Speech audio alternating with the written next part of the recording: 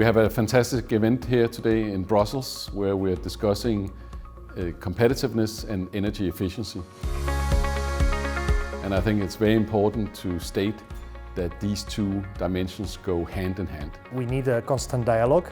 It cannot be just between the European decision makers and the European businesses, but it needs to also happen with the national level, both government and private sector. I think we should rather take a speeding ticket than a parking ticket on a green transition in Europe. I think we should work together with its policymakers, investors, us from the built industry. We should work together and showcase what can be done. Involving all players in the effort to decarbonize towards 2050 is absolutely necessary. I'm talking about business, but it also includes NGOs.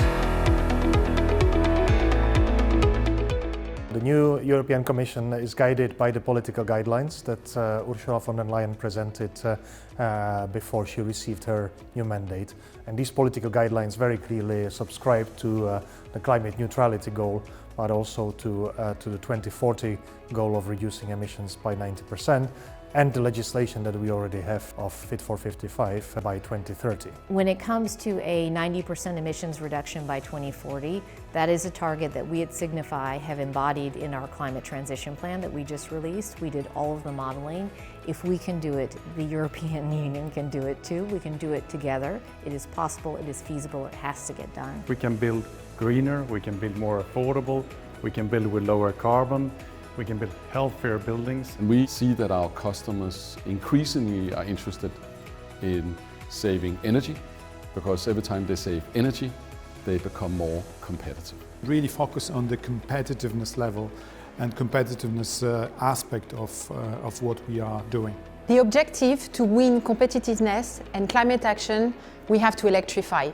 Electrify, electrify, electrify. The beauty of energy efficiency is that European companies are an energy efficiency powerhouse. That industry is a European industry. We have some of the leading companies in the world here. There is a massive gap in terms of funding, but the good news is that we have the technologies, they are mature, so we just need to scale it up.